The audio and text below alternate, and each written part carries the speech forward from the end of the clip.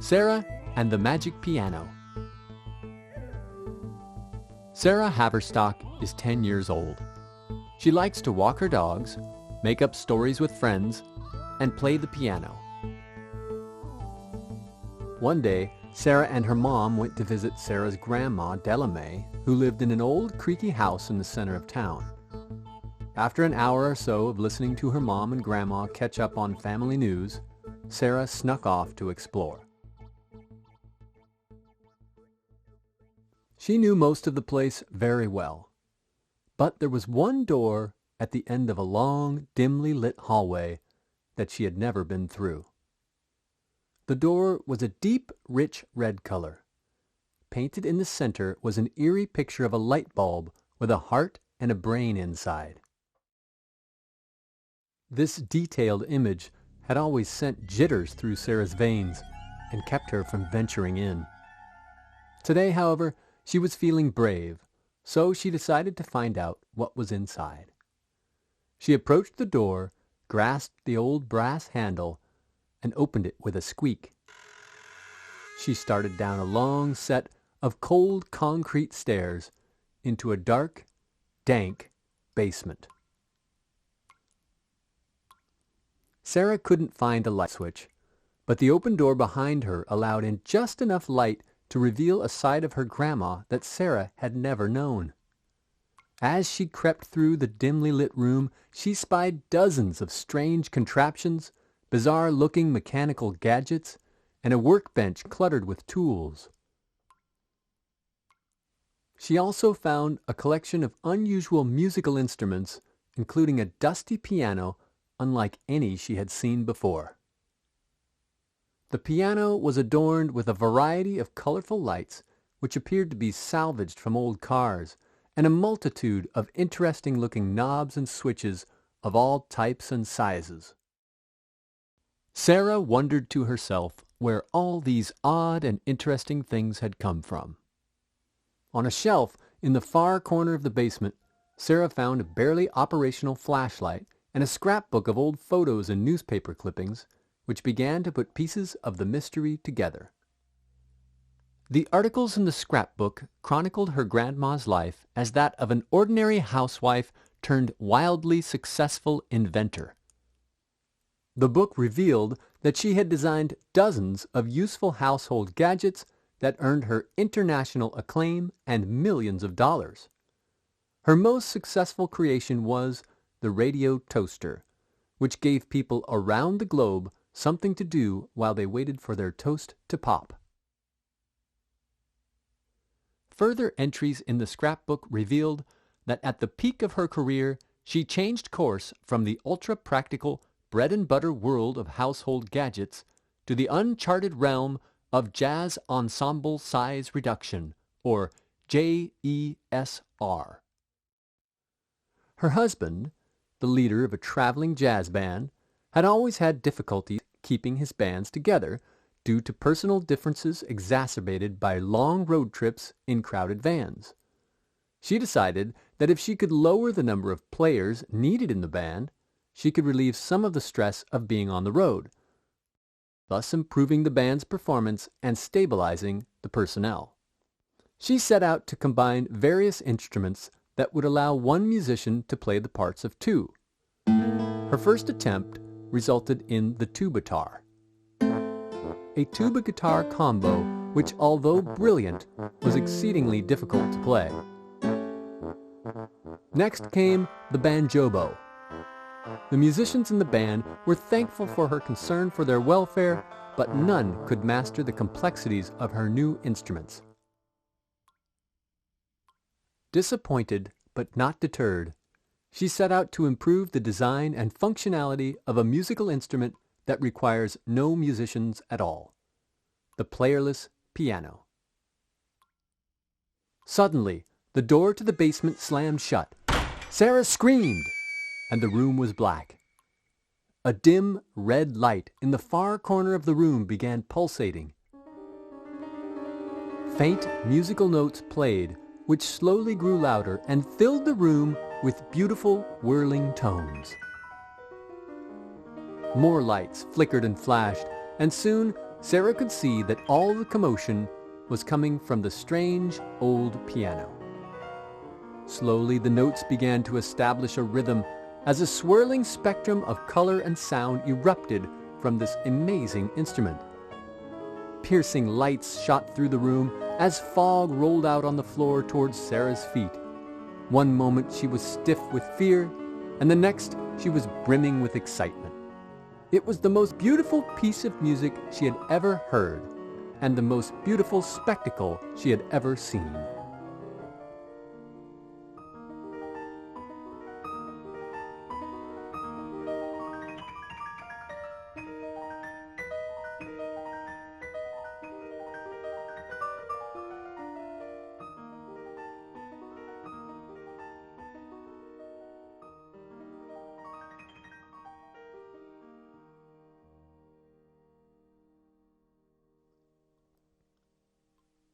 When the music finally came to an end and the light show began to subside, a single light remained and gave Sarah a good look at the amazing old piano. She studied it in awe. How had so much music and light suddenly sprung forth from her grandmother's creation? And why was this amazing invention just sitting in her basement where no one could experience it? A book of sheet music resting on the music stand fluttered slightly as if blowing in a breeze, and caught Sarah's eye. She cautiously approached the instrument. The book was called Sarah and the Magic Piano. Sarah sat down on the bench, opened the book to the first piece of music, and waited for the amazing piano to begin its performance. But nothing happened. So she looked over the piece and began to play it herself. Sarah's fingers found the keys easily, and the simple tune filled the basement with cascading layers of notes strung together like a friendship bracelet. Then came the next big surprise of the day. The basement walls were becoming transparent, and Sarah started catching blurry glimpses of leaves and branches beyond the bricks. She stood up from the piano to investigate, and magically found herself in a deep forest of moss-covered trees and rocks. Soft, green grass grew underfoot, and delicate ferns brushed her ankles.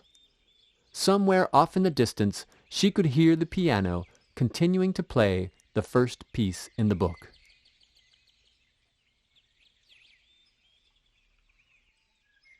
After walking through the forest for several minutes, she came to the edge of a large, sunny meadow with one giant lone oak tree standing in the center.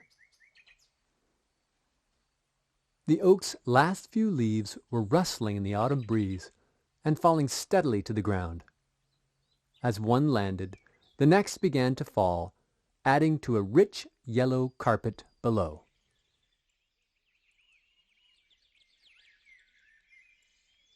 A squirrel popped out of a hole in the ground and ran up the tree. Dashing from limb to limb, fearlessly clambering to the top, it grabbed an acorn in its mouth. Careening down, slipping and catching itself occasionally, the squirrel frantically but joyously ran down the tree and pounced to the ground. It darted into its hole with the acorn, deposited it on a pile, and dashed back out and up the tree for another. After several more trips, the squirrel plucked the final acorn from the oak. Surveying the meadow and the gray sky, it sniffed the air, perhaps getting a whiff of winter. It darted back down the tree, then into the hole, and gently curled up on a pile of acorns to rest. Sarah wondered where the squirrel had gone and walked out into the meadow. As she neared his hole, she stopped quickly and retracted her foot, which had almost come down on top of a tiny, richly colored snail traversing a wild strawberry leaf. She bent down to get a closer look at the snail, which seemed to be growing larger. In fact, it was growing larger, and as she stood back up, the top of its shell reached her knee. Soon, the the formerly tiny snail was the same size as the giant lone oak. Then Sarah somehow got an entirely different perspective. She was now watching the snail as if she were in outer space. The enormous creature had reached planetary proportions and was now slowly sliming along the earth, which was spinning on its heavenly axis. Stars twinkled in the blackness surrounding the earth and the snail, and Sarah found herself in awe. Her trip to her grandma's basement had become the adventure of a lifetime.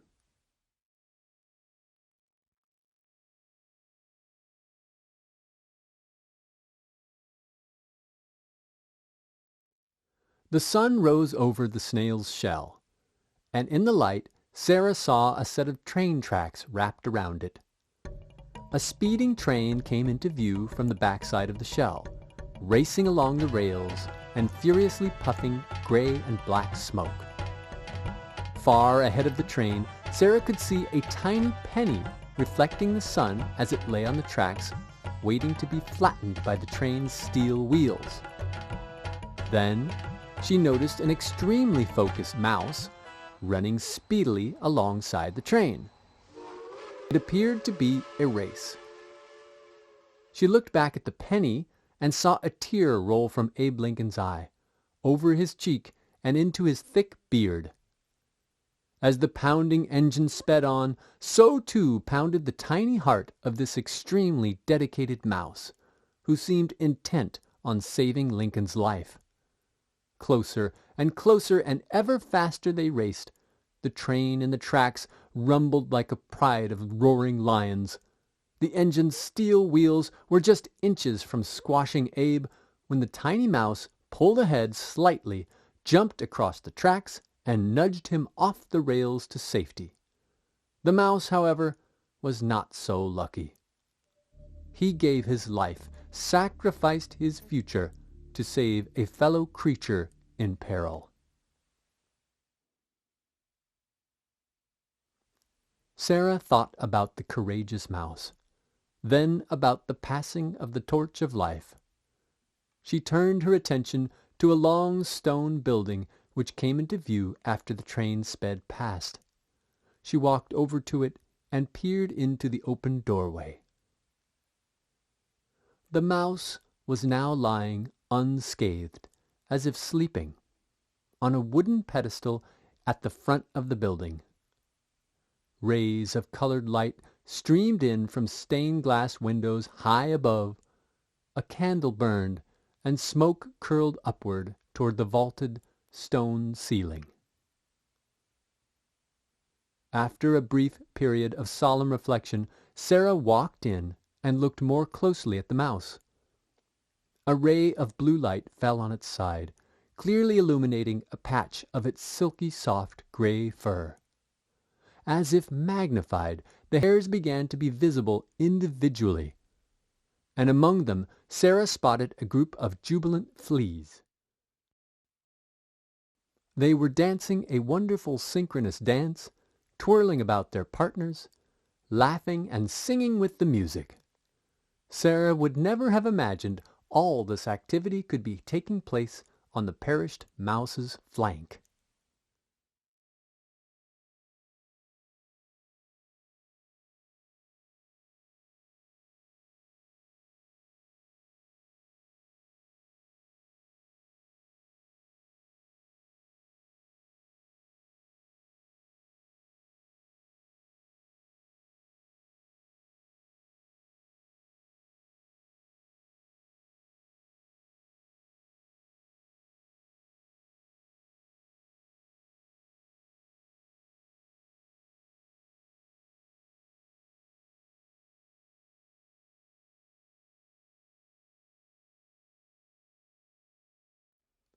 As the music ended and the crowd of fleas began to clear the dance floor, a skirmish erupted.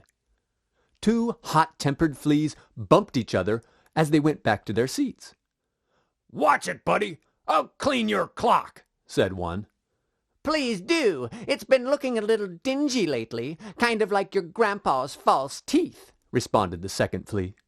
"First, I'll need a little soap," said the first, as he plucked a hair from the dead mouse's back to be used as a sword. "You couldn't clean your plate last night at dinner. What makes you think you'll do any better with me?" said the second, also plucking a sword, and assuming a very competent fencing stature. The crowd was shocked. "Such pointless aggression should be above you two," said one. "Yeah, you're acting like a couple of humans," said another. But the two fleas did not stop. The battle escalated, and soon they were circling around, jabbing at each other with their swords. Their cursing and rude put-downs also escalated. The first flea, lunging wildly, slipped and lost his balance. He ended up on the floor with the second flea's sword at his neck. "Shall we dance?" asked the first. "How about a game of hopscotch?" replied the second. The crowd erupted in laughter at the fantastic mock battle and moved onto the floor again, this time to play a variety of games. The fleas played hopscotch and tag, and some performed outstanding acrobatic feats. One juggled 2 grains of sand and a dust particle. Several others were playing with a length of string, jumping rope, then having a tiny tug-of-war. Finally, 2 fleas took the ends of the string and held them high, while another walked across the tightrope. As this courageous flea walked graciously along, Sarah carefully studied the tightly pulled rope. Far beneath the braided surface, Sarah began to see the vastness of a deep, rocky canyon filling with mist.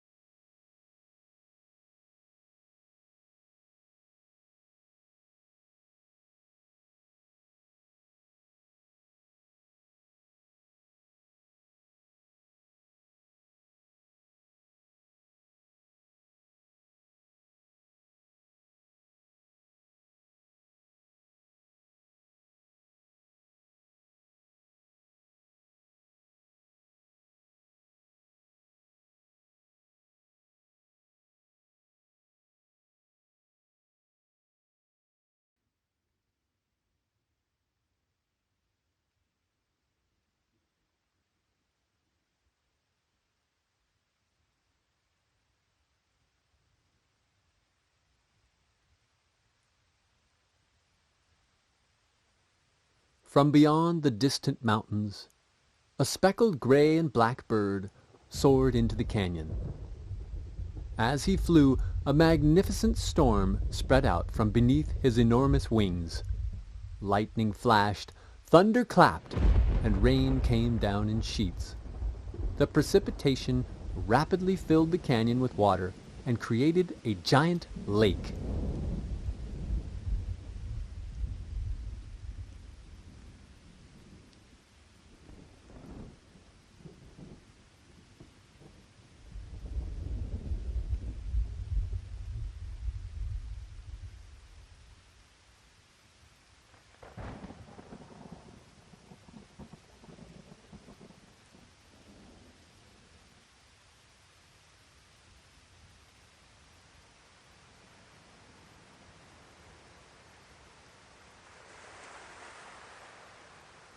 Then, just as quickly as the storm had started, it stopped, and the sun burst through a hole in the clouds. Every drop of water on every leaf of every tree glistened like a white flame. Sarah surveyed the beautiful lake that stretched out for miles and saw a small boat off in the distance. As it approached, she could see a gruff old white-bearded sailor charting his course on a map, blowing in the warm wind.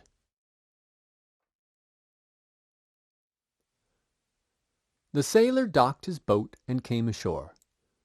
He sat down on one of 2 wooden crates and began to tell a host of pointless stories. Sarah sat on the other crate, listening, and figured he must have spent a little too much time in the sun.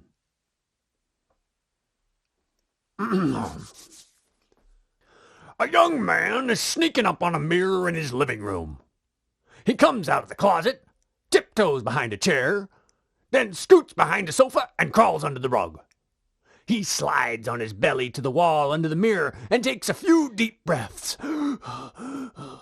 He then jumps up in front of the mirror, screaming like an idiot, and scares himself back into the closet.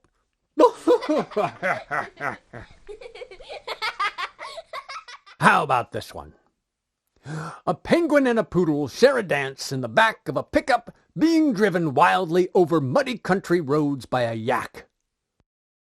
The yak takes them into a small town with only 2 places of business, a Chinese restaurant and a fully automated drive-through car wash.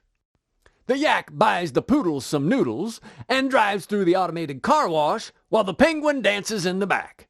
Now picture that.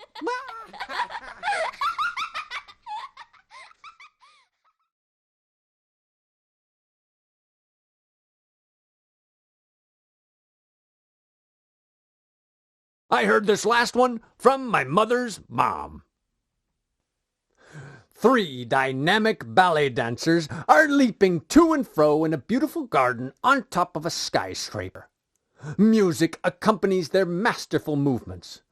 One dives into a fish pond, comes up squirting water from her mouth like a fountain, and proclaims, "It takes more to be a good dancer than practice, practice, practice."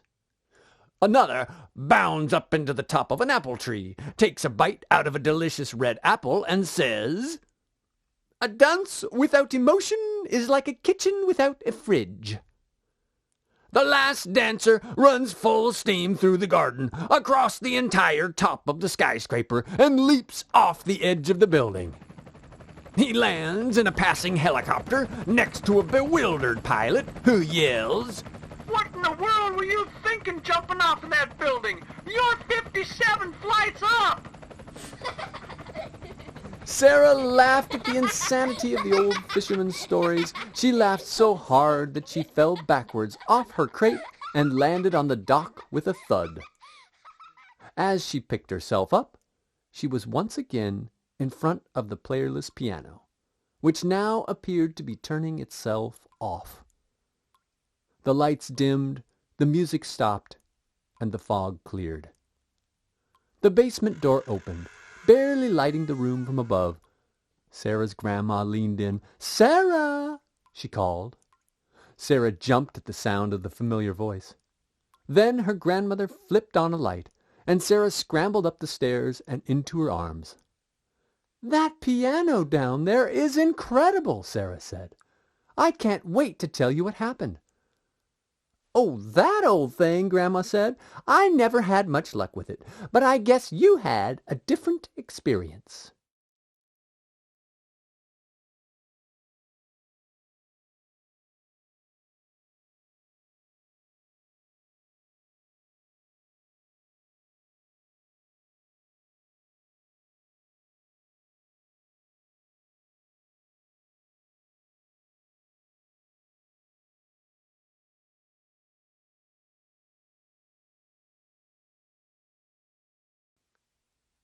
The end.